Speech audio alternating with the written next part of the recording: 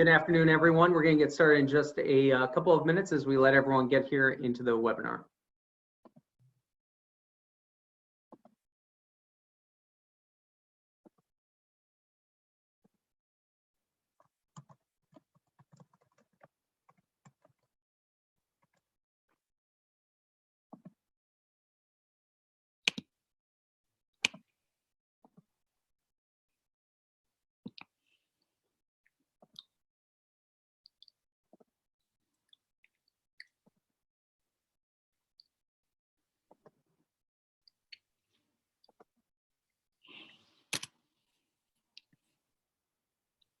Again, good afternoon, everyone. We'll get started in just another moment. My name is Garrett Sheehan. We have Navigating the Coronavirus for Local Businesses as our topic today, and we'll get that launched in just another minute as we let everyone get here into the webinar.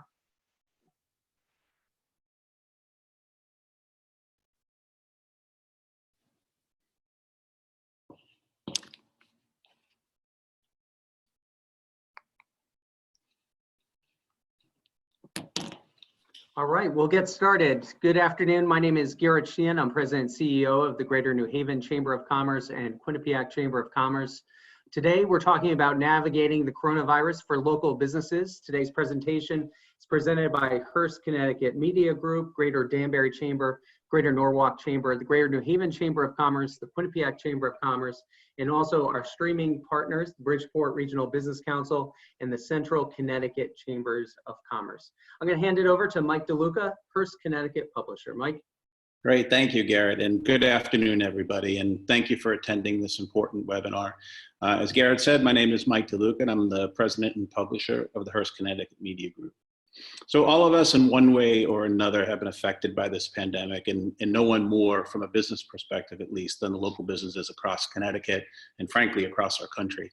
As you know, the $376 billion CARES Act was signed into law on March 27th, and to date, $300 billion has been approved over just about 1.3 million applications. The government's acted swiftly on this bill, and in the coming days, there'll likely be additional funds available. I don't have to tell everybody on this call that local businesses are suffering right now, with the vast majority of them seeing declines starting at 50% and going up even higher. All of us are rooting for a quick but safe return to work, but in the meantime, we want to help local business owners understand and navigate the programs available to them, and that's what this webinar is all about. I'm thrilled to be hosting this alongside with the House Majority Leader, Senator Bob Duff out of Norwalk, as well as Garrett Sheehan, who you met previously, who's the President and CEO of the Greater New Haven Chamber of Commerce. Additionally, we have a great panel of experts representing things like legal, labor, human resources, accounting, and banking. You know, and we're just really excited to have that conversation happening. That's going to be moderated by Garrett. From an agenda perspective,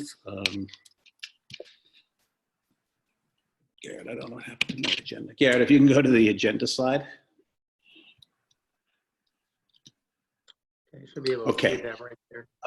Yep, I got it, a little bit of lag here. So we're going to kick this off with Senator Duff talking a bit about the impact of the coronavirus on Connecticut and the local economy. Then we're going to hand it over to Garrett, who's going to do a bit of a high-level explanation of the stimulus and the available programs. And then we're going to introduce a great panel of experts who Garrett will do when we get there. And from there, lastly, we're going to just talk about a couple of marketing relief programs, because as difficult as this time is for everybody right now, we do want to start thinking about when we come out of this thing, how you can be poised and ready to take advantage of the, I guess, what we call the pent up demand of products and services that people are going to be after once we start to see some light here. So with that, I'm going to hand it back to Senator, introduce, I should say, Senator Bob Duff, and we'll take it from there. Oop, Bob, you're on mute, I think. No problem. Thank you, Mike. I appreciate that, and thank you, everyone. As we get through kind of this technology and figuring out how best to communicate with each other, I want to thank Mike DeLuca from Hearst and Garrett Sheehan for putting this all together and for the opportunity to co-host this event with you and with everyone else on this webinar right now. I think it's really very important that elected officials and others from chambers of commerce and folks who are on the ground with many of these programs, communicate how best to help our constituents. We know that a large chunk of our economy is right now effectively shut down. There's a lot of people who are hurting right now. This is a pandemic that is totally unprecedented. We have a disease that is highly contagious and highly deadly, and there's really no easy answer out of this right now. So we all have to work together to try and navigate this the best that we can, and we certainly appreciate the work that Congress has done with the CARES Act and our other pieces of legislation as well. And I think our mission today really is to help folks navigate some of the ins and outs of mostly the federal programs. We do have some state programs here as well, but really the real bulk of this is through our federal programs. Now, the reason why I think this today is important is because of the fact that lots of times some of the guidance on these programs are changing, and they change on a day-to-day basis. For example, with Paycheck Protection, there was initially some thoughts that people had to have a loan, commercial loan with a particular bank, or only if they had a relationship with the bank. Some of that has changed. We've heard earlier this morning that Paycheck Protection is now out of money and fully subscribed, and maybe there'll be an effort in Congress to get some more money there as well. In addition to that, some of our unemployment questions through the state have been a big issue for folks, and I know Senator Kushner has been working tirelessly on those issues and can answer that very, very well.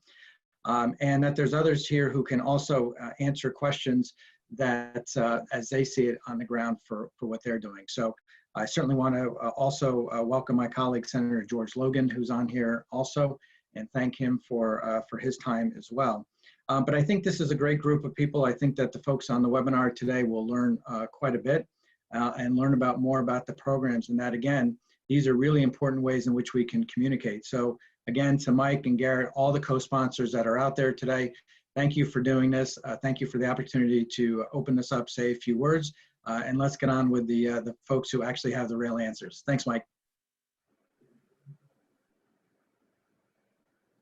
Great, thank you, Senator. Appreciate those words, and there is a lot of information to go through today, and I'm going to bring our panel in just a moment. And as the Senator said, the big news, big story today is that the PPP program has run out of money. I don't want to set people into a panic with that, because I think everything that we've read from Washington is that both sides of the aisle want to put more money into that program. So I don't think anyone should change course right now at this point. If you're in the process of working on your application, keep working on your application. Now, SBA has said they cannot authorize any more loans until Congress gives them the ability to. But there definitely seems to be an interest by both parties to add more money to the program. It's just, with everything, the details and how that money is dispersed. So everything we're hearing is there will be more money added to the program. Don't change what you're doing right now. We hope that that happens sooner rather than later. A few programs I'll just give as an overview, some things that we're going to talk about, and then we'll get into the panel. So, and I think this is part of the challenge in dealing with the stimulus is there's a lot of information out there. And so one of the things we're hoping to be able to do for you today is really break that down into a little bit more detail. The first program that came out was the Economic Injury Disaster Loan, the EIDL. That is through the SBA. That's a loan primarily, but there is a $10,000 advance grant. The rest of that comes in through a loan through the SBA. Then we had the Paycheck Protection Program. We've already discussed that. This is really a loan program that converts to a grant very easily if you meet conditions. The primary condition is putting your employees back on the payroll if you've already let them go, or continuing them on the payroll for 8 weeks, and you're able to get 2.5 months worth of their pay. So really the mindset around that was to put a pause on the economy and keep everyone in their jobs, hoping that we can get things back up and moving. When things get back up and moving, we can talk about that a little bit later on as well. But this is the first tranche of the real direct stimulus dollars that would come out to folks. I do want to mention there was a state program, and I think that will maybe come back around again. I know through the governor's office with the support of the legislature and DCD managing it. There is a bridge loan program. Right now, they put a pause on accepting applications there, but there could be the opportunity where more funding goes into that program on the state level. And I should also mention, and I know some of our accountants are going to help us out with it today, there is an employee retention tax credit program as well through federal taxes. So especially for some of those businesses that are not eligible for PPP, that may be an option for them. So I'm going to, at this point now, bring in our panel and ask them to join me. And we do have quite an extensive panel. So if we can't answer a question, I'd be surprised because we've got a lot of people on here, and very honored to have so many joining us. I'll go to each of them, but I do want to make sure that everyone is aware. If you have questions, you can type them into the chat area or put them into the Q&A. Just because we have so many people on the webinar, we're not going to be individually opening up microphones, but put those questions into the chat box, into the Q&A, and we'll try to get through as many of those as possible. If you did email me, I know I've had some people emailing me in the last few minutes. It's difficult to toggle back and forth, so you might as well just put it into the chat as well, and that's the best opportunity for me to be able to make sure that I get to that question. I'm going to start with Senator Julie Kushner, who represents the greater Danbury area. And Senator, appreciate you joining us. We just talked about the incentive programs. I know you have some information on those as well, but one area that's been a big concern for folks is how they get unemployment benefits. Obviously, we've had just massive layoffs, furloughs that have occurred, and it has overwhelmed the system. I heard yesterday the governor talk about some changes that have been made to speed up that process, but we obviously want to make sure that all of these workers who have been affected by this have an opportunity to get paid. Thank you, Garrett, and thank you, Mike, for hosting this. And it's always good to see my friend Senator Duff. And unemployment has been a big issue in the state and across the nation. Here in Connecticut, we've had over 300,000, closer to 350,000 applications since March 13th. The DOL has been able to process 174,000 of those. However, that leaves a huge backlog. The good news is that yesterday it was announced that there have been some workarounds in the programming that will allow us hopefully to process that backlog very quickly. I do want to make sure people understand that within that 350,000, there are many duplicates because people tried to apply and when they didn't get a response, reapplied. So we will be able to sort out those duplicates and process these claims more quickly. So we're very optimistic that there's going to be a quicker turnaround than you've seen in the past where it's been 5 to 6 weeks projected. Now they're assuming that there could be a 1-week backlog, that they can maintain through this emergency situation. We have distributed already $107 million in benefit payments, and that compares to typically an amount more like 15 or 16 million would have been distributed. So we're very pleased that the state unemployment system is able to really help out so many people in these difficult times. You've probably all heard that there is also in the CARES Act some federal programs that will really help people. One is called the Federal Pandemic Unemployment Compensation. That's a weekly payment of $600, and that will go to everyone who is receiving unemployment. Regardless of the amount of unemployment you receive, it could be $1, you will get $600 a week fully funded by the Federal CARES Act. They expect that program to be up and running by April 24th, and that's when you would see your first payment in your unemployment check, in your weekly check. In addition, you will likely get a separate payment for the lump sum retro that you'll be owed. That program went into effect March 29th, and so if you qualified for payments prior to April 24th, you will still get those payments in a separate retro payment. I always say checks, which shows how old I am because nobody talks about checks anymore. These, of course, are direct deposits or you get a debit card. I do want to pause for a moment and say when you apply or when your employees apply, it's really important that if you are able to do it through direct deposit. That is the quickest way to get your payments. There is a problem in the country with getting debit cards. We are running out of debit cards. So there is a lag that's caused because the debit cards are not so readily available.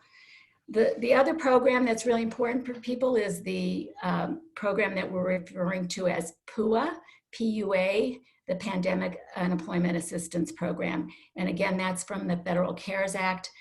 That will provide for self-employed, independent contractors, sole proprietors, people who we think of as in the gig economy will be eligible for unemployment where they never have been before. Setting that up in the state was setting up an entirely new program. And so that will be ready to go online. April 30th is the projected date. People can apply at that time.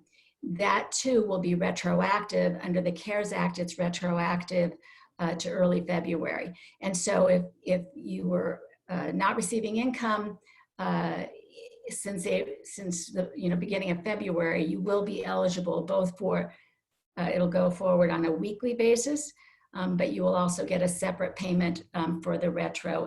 And those programs also include the $600. So whatever you were entitled to under the formula for the state unemployment will be, there will be a plus up of $600 added to that. So, there are a lot of questions and a lot of people have applied for unemployment only to have frustrations with the kinds of messaging they're getting back from the system. We know that the system was not equipped for a pandemic, and we think those fixes are going through and that it will be better going forward. Right, thank you. One other thing just to mention very quickly is that there are two programs available for self-employed persons, and that would be both the PPP and the unemployment. So I think it's important, I agree with you, Garrett, that people shouldn't be discouraged about the PPP running out of money. I think there will be another tranche. So it's important that people look at which approach is better for them. And you cannot collect PPP and the pandemic unemployment assistance at the same time, but there may be a combination that works for you. Great point. Sarah Logan, thank you for joining us. You represent Hamden and I'll say the Valley and other towns in between. It's a long list. I know you've been staying on top of the unemployment situation. I've seen some of your newsletters that have come out, but you're also talking with a lot of businesses. What can you tell us? Anything that you want to add to what Senator Kushner said, or things that you're hearing from small businesses in your area? I'm still on mute, Sure. Sarah. There we go. Yes, absolutely. So from my perspective, I'm receiving lots of, I give folks my personal cell phone, so calls, text messages, emails. There's lots of concern from the business community in terms of what the plan is on a statewide level for, coming out of this pandemic situation. What is the plan for, restarting and coming out of the shutdown? I feel that we should be looking at that now very closely. We should be planning on a phased-in approach to that. I'm not as in favor of sort of one fix for all. It varies, right, from industry to industry and from occupation to occupation, even from geographic areas, right? The pandemic is hitting certain geographic areas of Connecticut harder than others, and conversely less in others. So I'm getting a lot of folks in the business community that folks want to go back to work. They want to hear more details about what the plan is coming out. Understandably, I'm on the Griffin Hospital Board of Directors, so from the healthcare side, I see that aspect as well. And we need a balance, right, between dealing with the pandemic crisis situation and saving lives, and also making sure that we don't, destroy our economy, or that we make sure that we're able to kickstart it appropriately and as quickly as possible as we climb out of this pandemic situation. So that's a lot of the bulk that I'm hearing. And then locally, just individuals, whether it's workers, whether they're grocery workers, whether they're folks that are working in manufacturing, having the personal protection equipment and items to keep them safe. We're still in the midst of a shortage in terms of the demand is certainly far exceeding the supply. So I'm hearing a lot from those areas. Great, thank you. And we'll keep coming back to everyone. Let me turn now to Michael Desmond, First Vice President with People's United Bank over the small business segment. Mike, we already talked about that the PPP loan is out of money as of this morning. It's a massive program that got pushed out there and distributed immediately with the banks. What can you tell us about the application process from People's and what you've been hearing overall? Yeah, thanks, Garrett. I appreciate it, the invitation, as well as to be able to comment here. So, it was quite an undertaking as the program was laid out and put together. Documents changed along the way, and understandably so. $349 billion in 2 weeks from yesterday, I think, is when the legislation was passed. So that's a lot of money to distribute in a really quick manner. I can't speak for the entire banking community, but I can tell you that, my understanding across a lot of the institutions is that, we're all now working really hard to get documents together and get the loans dispersed. Were you losing you a little bit? The authorization number? Mike? Sorry, I'll try to speak up here. I'm in the basement office. Is that better? Yeah, yep, much better, yep. Okay, good. So there's a process by which the banks need to get an SBA authorization number, which earmarks that particular borrower's portion of the money. So we made a strategic decision to focus on getting the loans underwritten, and I say that very loosely because there wasn't a lot of underwriting for the banks to do to get those funds earmarked for our borrowers. It's a manual process. We used an application that was built to process, a small fraction of the loans that actually went through it. We were able to get those locked in at a pretty high number. There was a point earlier this week, and I don't know if it's still true because the numbers do change so fast, that the effort we put in had us in as one of the top 10 lenders in the nation by dollars. So we're really pleased with that. More than 10,000 applications that we had worked on and worked through. And getting that SBA authorization number is important because it does earmark those dollars for the borrower. By prioritizing that, the process to prepare loan documents and get funds dispersed is pushed a little farther down the line. So that's where the backlog, so to speak, is that we're working through. But we've got literally hundreds of people that we have trained in new tasks and new abilities to move this process along as quickly as we can. And now that we're on pause for taking new applications because of the program not currently being funded, we're able to dedicate even more of those resources to the documentation and funding process. Certainly quite an undertaking. The days have gone quickly. Very, very impressive team effort by the folks at the bank working all day, all night on the weekends. And we were one of the early banks to actually take applications on Friday the 3rd, even though we didn't quite know everything we needed to do with them, but it's come together pretty well over the course of time. Great, thank you. Thanks for joining us. Let me turn now to Patricia Riley. She's a partner at Murtha Kalina. And Patricia, we've talked a lot about how this impacts employees, and there's a lot of decisions that employers have to make. In some cases, very difficult decisions as they're trying to keep their businesses going. What are things that you're hearing from employers right now? We've been advising since the beginning of the pandemic on how to manage your workforce, and the guidance, as we all know, has been changing so rapidly with regard to the rules and regulations surrounding the various programs available, the sick leave, the paid FMLA, which employers that applies to, how do you manage that, and how do you ensure that you're complying with it if you are an eligible employer for that program. We've also been taking a lot of questions on furloughs, the shared work program under the state's unemployment Department of Labor, and various issues relating to layoffs, relating to can we continue health insurance coverage for our employees during a furlough. All those kinds of questions have come into play. And I can see now on the back end, it's going to be if we've already laid off employees, how do we then regain our workforce to ensure that we have the headcount necessary to comply with the loan requirements. So it's an ever-changing, rapidly changing environment with guidance and rules coming out from the Department of Labor, both on the state and the federal levels. And so we've been monitoring all of those. We've been pushing out a lot of blog posts for guidance to our clients, and then of course doing advice and counsel with regard to those issues. Okay, thank you. Let me turn now to John Accavallo, Marilyn Ferris, and Peter Anderson, all with AO and Company. And maybe I'll just throw out a couple questions for you guys to start off.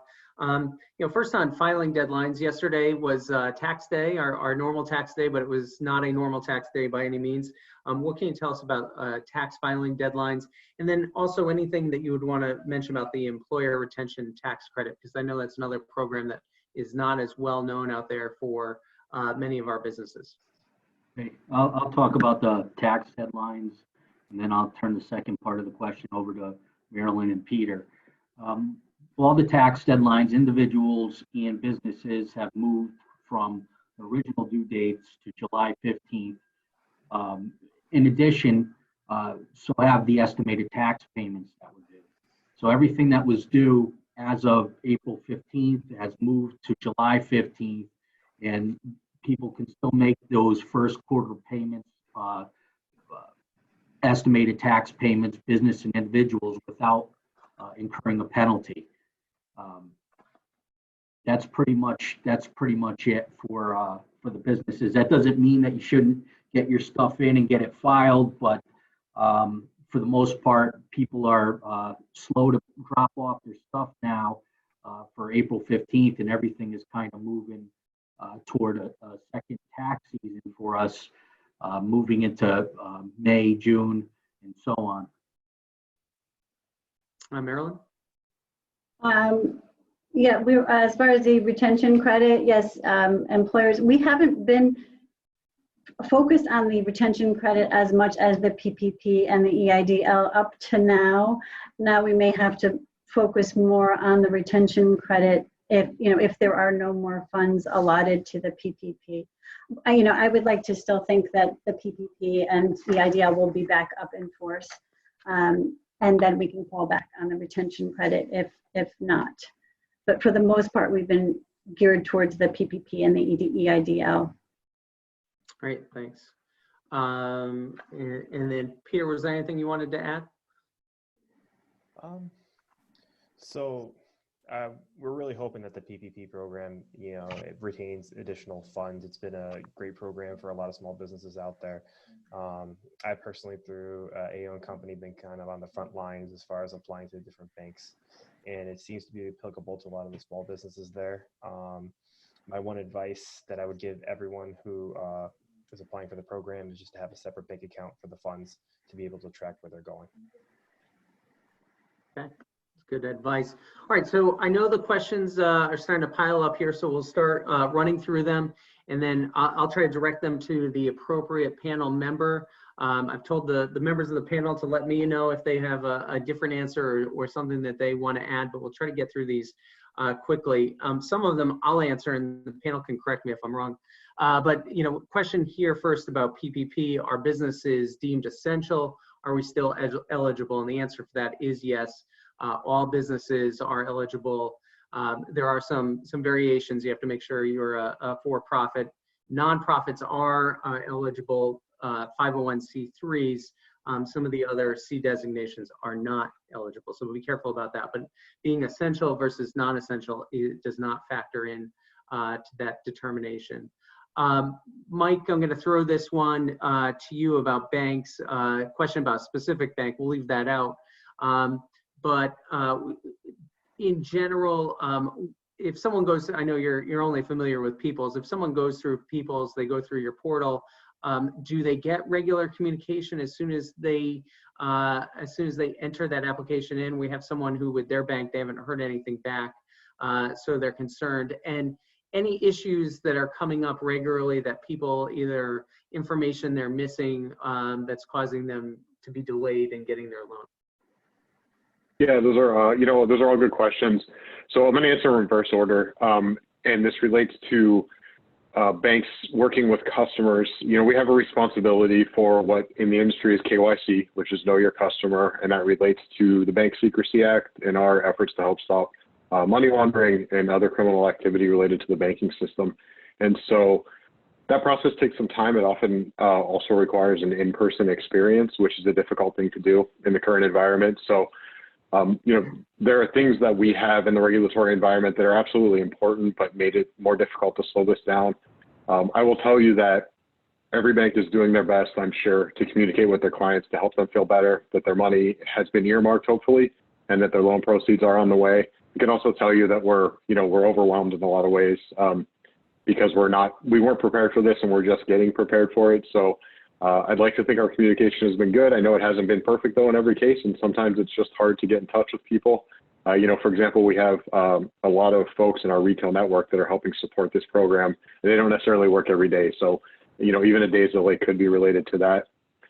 I would advise that the key thing that you want to know is you want to hear that you have been approved by the SBA and have an authorization, because again, that is the earmark for the money. As far as getting the information correct, working with your CPA or your financial advisor to have payroll information handy, reading through the rules to understand eligibility and how to calculate those numbers is important. It's a strange thing because as much as we want to help our customers, we have very little responsibility other than verifying that supporting documentation has been provided, not actually doing the calculations for them. So having that stuff put in place and put together is very important. If you have a bank, working with your own bank is also very helpful because that KYC process I mentioned earlier has largely been taken care of. I think those are the two that I would speak to. I can tell you that for us, as soon as we got an SBA authorization, we sent an email to every client to let them know that we had that for them. Now they're doing their best to patiently wait for us to get caught up on getting loans documented and funded. Great. Let me turn Can I touch on that as well? Yeah, sure. Go ahead, Meryl. We have submitted a lot of PPPs to different banks, and we have had the most success with People's. People's communicates very quickly. Most of the smaller banks we tend to get feedback from quicker. Some of the larger banks with their online portals are a little bit more cumbersome to work with, and we just find they're a little bit slower. But People's communication has been amazing, and Peter can speak on that too because he's been doing most of the applications. Let me ask you guys that question though, because Mike mentioned, work with your CPA, financial advisor. I've heard from a lot of small businesses in the last few days, they don't regularly work with a CPA or don't have a client relationship. I know some of our minority-owned businesses are in that situation. What type of advice, if you're doing it on your own, would you give them to be able to, and I also should mention too, we have contractors who now can apply for the program as of Friday last week. They've never applied for something like this. What type of advice would you give for them? The application process, the filling it out is not that in detail. You really just have to calculate your payroll, especially for a self-employed person. It's really just your net income. That's what you need. And if you have employees, then you have to take their wages. But they should be able to calculate that and submit that to the bank. And if not, they can, if they're doing their own tax return, then they have the information to provide. One quick follow-up on this, because I did have a question earlier this morning. For someone who's a 1099, a contract worker, what kind of documentation should they make sure they maintain to be able to show what their salary was? What would you recommend that they do? Based on the guidelines we have at this point, a 1099 worker is supposed to base their income based on 2019 Schedule C in net income. It's not their 1099s, it's their Schedule C net income. I believe it's line 31 on a Schedule C from 2019. Okay, great. That's very helpful.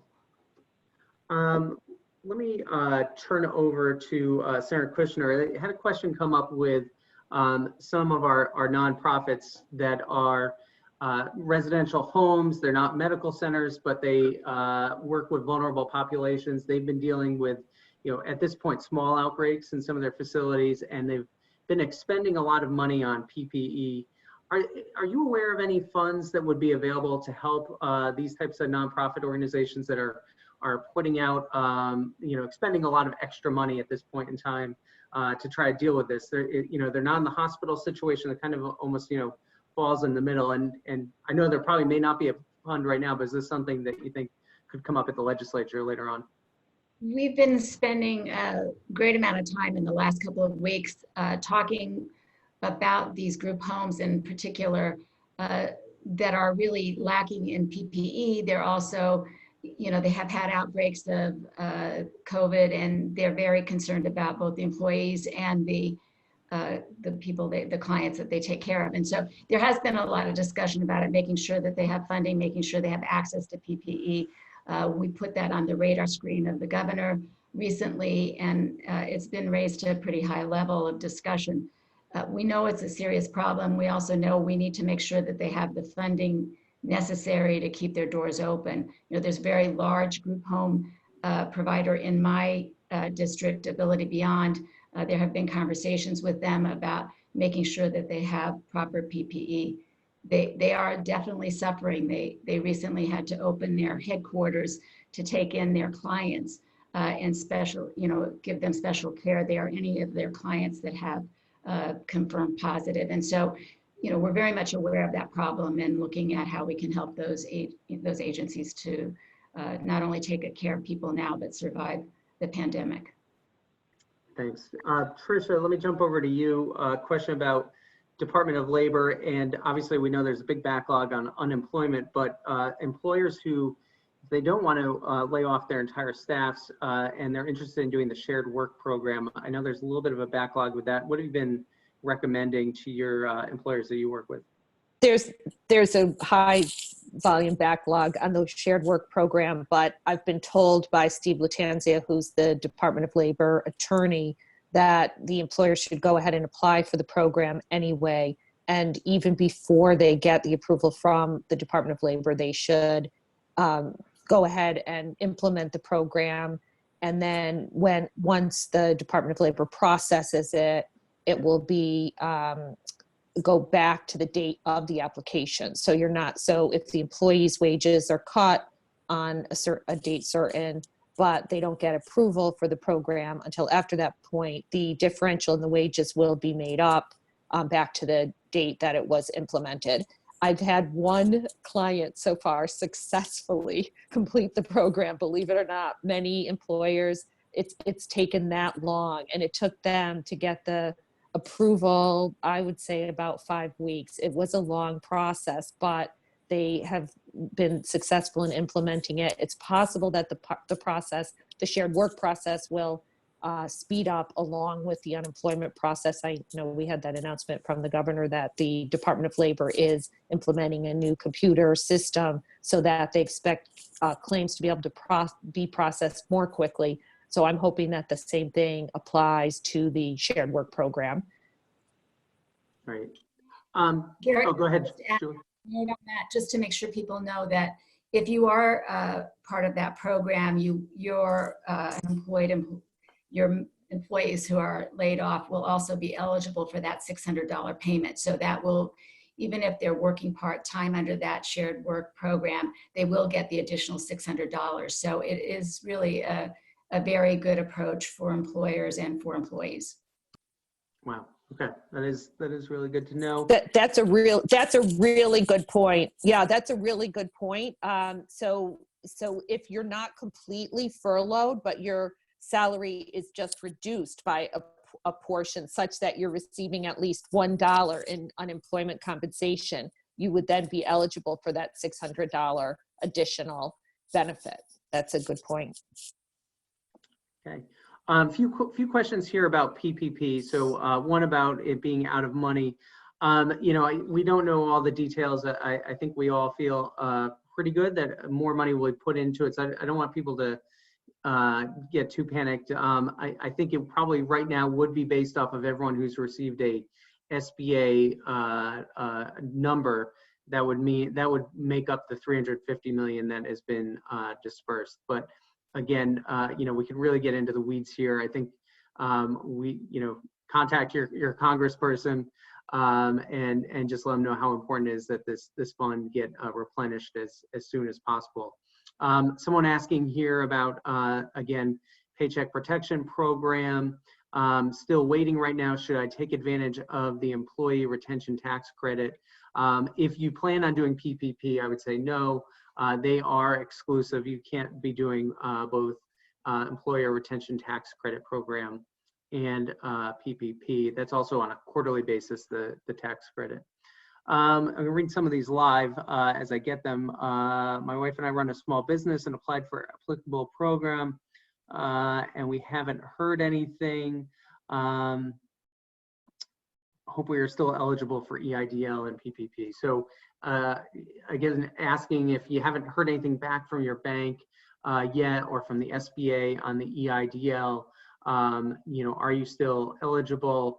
We're just going to wait for more funding to get in there and hope that it does. And then those programs should be able to get to you. I mean, it's good that you've already put your application in. If you're out there today, you haven't applied yet, I would encourage you to go ahead and apply. It's waiting on this is not a good thing to do. We do expect more money to be put in there, but you don't want to be the last person either. So don't want anyone to get panicked by that, but you definitely want to do these things with urgency. Did have a question, and maybe I'll turn to our accountants on this one, because there was in even the application, if you had already applied for the EIDL, it said if you did that by April, prior to April 5th, then that would just be rolled in. What should people do if they did not apply for the EIDL then, and they want to apply now, but also apply for PPP? So I'll turn maybe either to John or Marilyn if you want to jump in on that, Peter. I mean, at this point, you can't apply for anything as far as we know. The SBA has closed the EIDL application process, and we have submitted a few things to banks, but I don't know that that's going to go anywhere today. Okay, because of today's, what's going on today. Correct. And prior to today with EIDL, could you apply for both EIDL and PPP, and were those still separate applications? Yes, you could. The EIDL you apply for on the SBA website, and you can definitely apply for. You could definitely apply for that on the SBA website, and then you could go to your bank and apply for the PPP. If you got the $10,000 advance credit from the EIDL, that would eventually reduce the forgiveness piece of the PPP, and you can't use the same expenses for both. But yes, you can definitely apply for both. All right. Sarah, Duff, let me go to you with this question. Obviously, the governor has taken the lead on this situation, has been doing the daily press briefings, has his entire team working on this. Can you just tell us what is the role with the legislature? I know the governor has obviously had to issue a lot of executive orders. Is there communication and consultation with the legislature through this process? Yeah, that's a great question, and I appreciate that. So we do want to let people know that right now the legislature and legislative leaders are in constant communication with the governor and his team, whether it's the chief of staff, whether it's the governor himself, or other agency heads as well. So we're working in a bipartisan way. We do have constant communications. We're also speaking also with legislative leaders together about how we get ourselves moving along as well once we're able to get back in the session again. So I would say that for folks who are, wondering how we're functioning, I mean, the governor right now has a lot of power through the public health emergency and the civil preparedness emergency. So a lot of things are running by executive order. However, he is working with us, and we do get briefings. And in addition to that, our caucus, the Senate Democratic Caucus, speaks every day. We also have folks from our congressional delegation, our commissioners, state commissioners, and others come in to talk to us as well. So we're constantly sharing information. We're advising the governor through letters, through our conversations. So there's a lot of good give and take, and we appreciate the role that Governor Lamont has taken and the space he's given us as legislators to help formulate some of the actions and opinions he's had. All right, thank you. Thank you. Let me run through a few more of these quick questions here. Can an LLC qualify for PUA? Does the unemployment expansion apply to them? Anyone with the Marilyn or John, Peter, want to jump in on that one? About halfway, or came down at 117.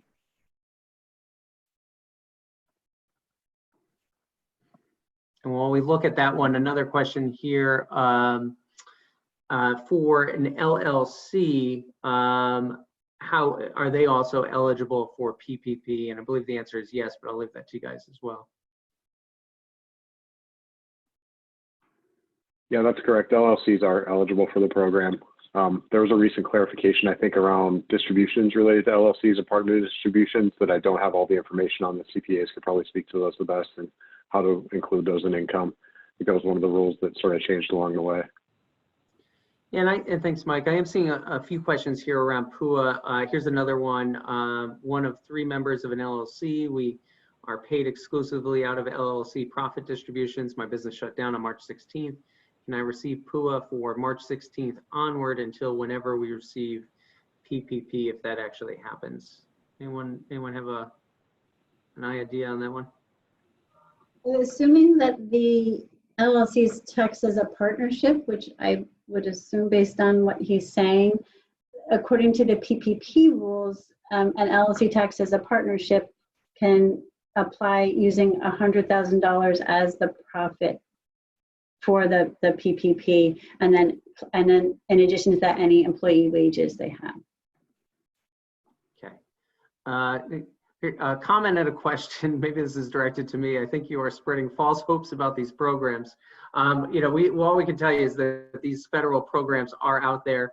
I know it has been slow for cash to actually arrive in people's bank accounts, and we definitely want to hear when that does. Mike, maybe you can let us know. I think you said you've started to see some of these loans where people are actually starting to receive the cash. I think actually from what I've read in newspaper reports that PPP is now getting out. It's the EIDL, which has been extremely slow, especially that $10,000 grant that was promised that it would be getting out within days after you applied. I have not heard of many people getting that cash into their bank account yet. Mike, maybe you want to comment, and then I'll ask our accountants as well. Yeah, no, I had heard the same, and I did not see a lot of EIDL advances on the applications that we saw for the PPP program. We have funded loans. We funded loans as early as last week, and our pace of documentation and funding quadrupled over our first couple days. And so we've really been able to speed that up effectively. You know, I think there's an important thing to understand as it relates to the PPP. The forgiveness period is based on the 8 weeks after the first disbursement is made on the loan. So for any business that doesn't have employees right now and anyone to pay because they're not open, you won't be able to potentially capture all those expenses in the 8 weeks following the first disbursement of the loan. And that could limit your ability to apply for forgiveness. There's still more guidance to come around forgiveness, but you know, that's an interesting point to make and a subtlety that I think is lost. I can understand the desire for everyone to get cash in the bank and to be able to pay their employees, but if your employees can't necessarily work, you know, there is a benefit of having the opportunity for more of the loan forgiven by using that on payroll costs, again, for the 8 weeks following the first disbursement of the loan. Could a business delay that disbursement to kind of pause the clock so they can get everyone back on the payroll? Theoretically, yes.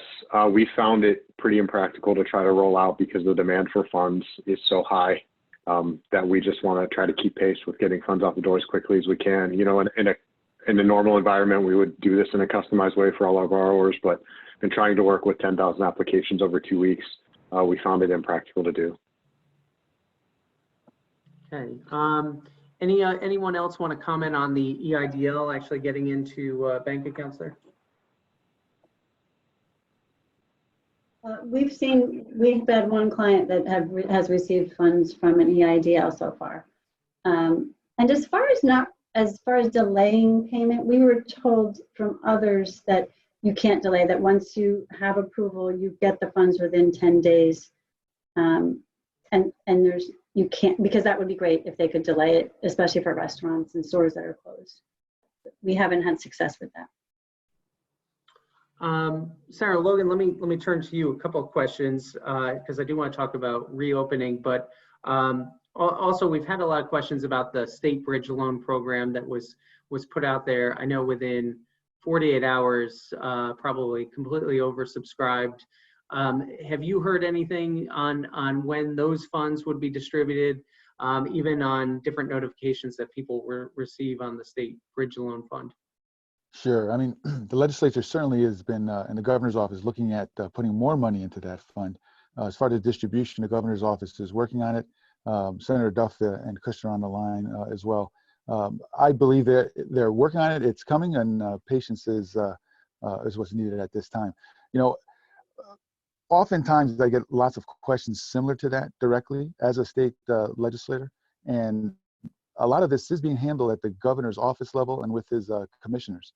So my role basically is to relay those very types of concerns to the governor's office through my Senate Republican caucus. We meet via a conference call on a daily basis, and we run those comments and questions up the ladder. And then we also wait for responses back from the governor's office. And Senator Logan, let me follow up with that on the reopening, because that's kind of turned as the topic of conversation over the last several days, and obviously just as we see the economic devastation that's occurring out there, the sooner we can get more economic activity safely, the better. What are you hearing, and is there a plan in the works, and when would we expect to see something like that? Sure. So in terms of our state, what I'm hearing from local businesses and manufacturers, that they want to hear more in terms of the detail of what the plan is to sort of get the economy back restarted again. Just as we needed to have perhaps some would say more planning for going into a pandemic, we need to have a similar effort in terms of coming out of this. It's not going to come out by accident. This is going to have to happen in a phased in report. I know many of you have heard about the 7 states committee that's been put together. Connecticut, I believe, has sent 3 representatives to work on how we're going to climb out of this pandemic from a more of a northeast, regional type of fashion. The governor certainly has put some folks together to look at how we can plan to come out of this in Connecticut. Some of the criticism I hear is in terms of the folks that the governor is looking towards for making suggestions, making recommendations, how to put that plan together. I think we need more to be more inclusive in terms of the diversity that we have in the business community. It varies in terms of what coming out of this pandemic from a business economic standpoint looks like, from, as I mentioned earlier, from industry to industry, even from different geographic areas. The look is going to be different, and we need to make sure that we have the right individuals, the right experts, the right representation from the business community and nonprofits, and obviously our medical industry as well, working together to come up with a plan for coming out. Right now, I would say that the focus has been mostly on the rising numbers, the pandemic at the moment now, saving lives. But we have plenty of folks in this state, many of professionals and leaders, those that can help out on the public health side. But we also need folks on the economic and business side to be working concurrently on the plan for coming out of this. Okay, thanks. Let me answer some more of these questions on here. And I did have a comment that too many acronyms, so apologize that we've fallen into the acronym world. Again, PPP, we've referenced several times. That's the Paycheck Protection Program. EIDL, that's the Economic Injury Disaster Loan. PPP is the loan that becomes a grant. 75% of it has to be based off of your payroll. Can pay for 2.5 months of payroll, and then also rent and utilities. EIDL is a loan that can apply for many things for your business, just can't be the same things as the PPP. And there is, or was, at least for the time being, a $10,000 advance grant that you could get along with the loan with EIDL. So we did have one question here. I applied for EIDL and for PPP. Both apps are still in the process. Is one going to make me ineligible for the other? I think I've heard clearly from our panel, the answer is no, both will go forward. You just won't be able to double dip on that grant portion that will be rolled in together. Unless anyone jumps on there and tells me I'm wrong, we'll go ahead with that answer. Also I had a question about the shared work program, and if you could do that and also take advantage of PPP. Tricia, do you want to jump on that? Yeah, I wanted to just actually clarify something I said earlier about the shared work program, the employer that I've been advising a lot of employers, but the employer that I know who definitely got it and reported back to me, actually, we'd been talking about it for quite a while. When they did apply, it only took a week to get approved. And then once you're approved, so for those of you who don't know anything about it, go to the Connecticut Department of Labor website. The application is on the website. You can get it, apply. It enables you on a week-by-week basis to reduce your employees' salaries by 10 or wages by 10 to 60%. You'll have to keep them on all of their benefits, but you work with the Department of Labor in this way. So how that interacts with the PPP, I think the PPP goes for a head count. Does that mean that it has to be a head count at the full rate of an employee's salary? I don't believe so. So I think that you can do both the shared work program and the PPP. I'm not aware of any prohibition on that. Marilyn or John or Peter, you want to jump in on there? I think there might be a problem because the forgiveness piece of the PPP calculation uses what's it called, employee count, and it's full-time employee count. So I believe if you reduce their hours, there may be a problem in calculating the forgiveness piece. There may be a reduction. I'm not positive, but I think there might be. Okay, then that would be something that the individual employer would have to consider. And so I think the point there is that you could apply for both. Where you might run into something is that you may not get the full grant amount on the PPP loan. So, something you have to evaluate as you're doing it. Tricia, one other question, and I know we're getting close on time here, but a lot of what we've talked about with PPP requires people bringing their employees back to work if they've let them go.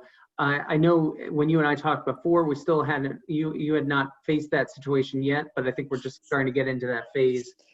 Any comments you could make there? I was just reading a Forbes article about it, and literally the author said, I don't know.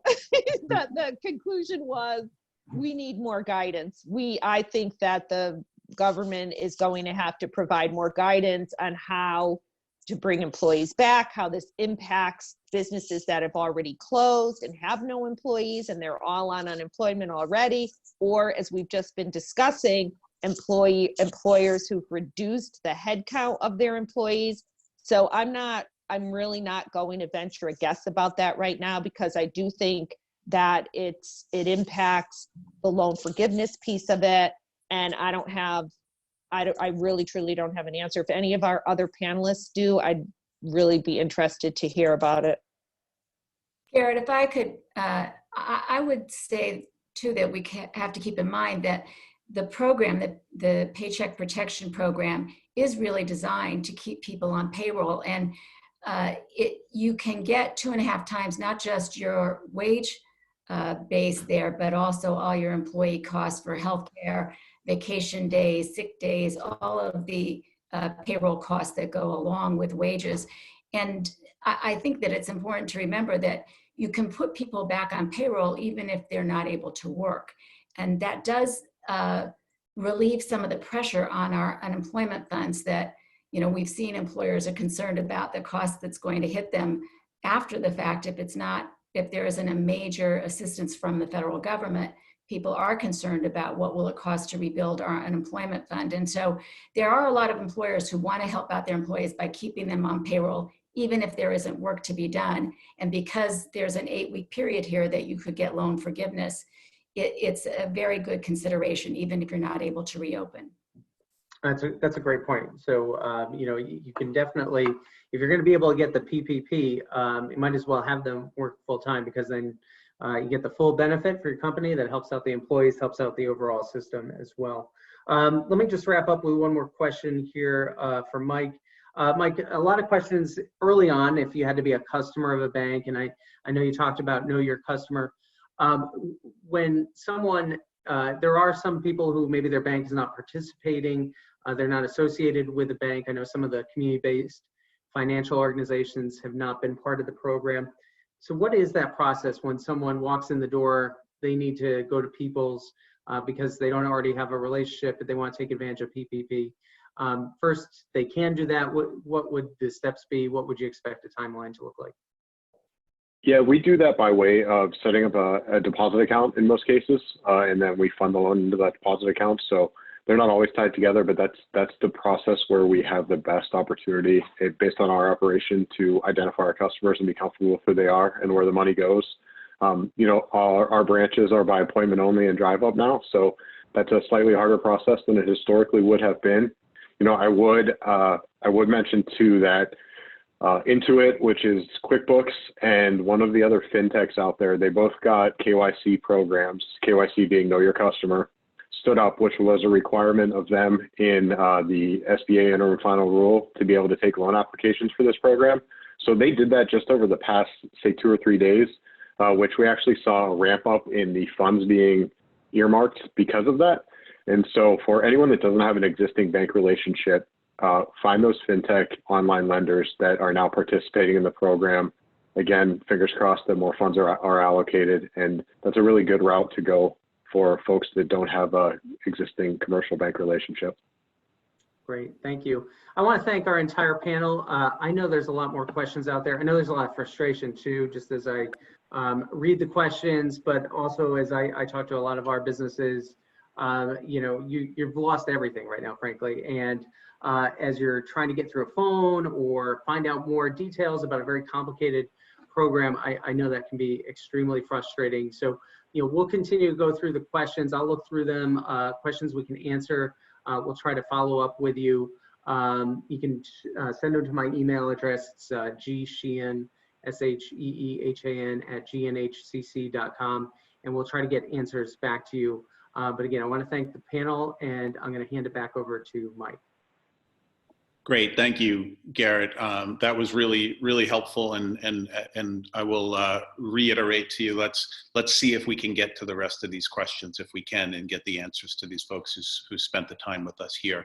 I just want to finish this quickly before we break, and just make you aware of another upcoming seminar we're going to be doing focused on marketing through the crisis. I think it's a knee-jerk reaction for all of us in times like this to just sort of stop everything and look ahead to better days. This seminar is going to be focused on what business owners should be doing now to take advantage of the pent-up demand that's building, so that when the state reopens, you're poised to take advantage of the demand and help get your businesses back up on its feet and thriving as fast as possible. So you see the link up there that you can register in. We're also going to send this out to you, so you'll be able to look this over and determine whether this makes sense for you quickly. And Garrett, I just realized I skipped a slide, so if you could just go back very quickly with regard to sort of marketing and what you can be doing now. There are some programs that you should be looking into right now that are free. One of them is Google. If you've been a customer of Google in the past and you have an AdWords account, you can go into that account today, and they're going to be issuing credits to allow you to do free search engine marketing over the coming months. Yelp, similarly, if you're in the restaurant or hospitality business, there's programs available to you as well. Lastly, there's a company called Local Edge, and full disclosure, that is a company owned by Hearst, who's doing free website and search engine optimization audits for you. And you can see the link there if you want to submit your business or your website to Local Edge completely free of charge. They'll do an evaluation and let you know what are the types of things you can be doing, either free or for a small investment that would allow you to be found better by those search engines, so that when people are searching for your products and services in the coming weeks ahead, you're going to shine there and show up at the top of the page. And so the seminar that I just talked about that we'll be doing next week, we'll dig into that a little bit deeper, but wanted you to be aware that, you know, as hard as it is to see right now, better times will be ahead of us. And as business owners, we do have to make sure that you're poised and ready to be able to take advantage of that demand that ultimately will happen. So, with that, I really want to thank everybody, and particularly the panel and my co-hosts here for doing this. I hope that this was useful to you. We're right about 2 o'clock now, so we can end it at here. And we wish you the best of luck, and we stand shoulder to shoulder with all the local businesses across our state. with that, we'll leave it at there. Thank you. Thank you. Thanks, everyone.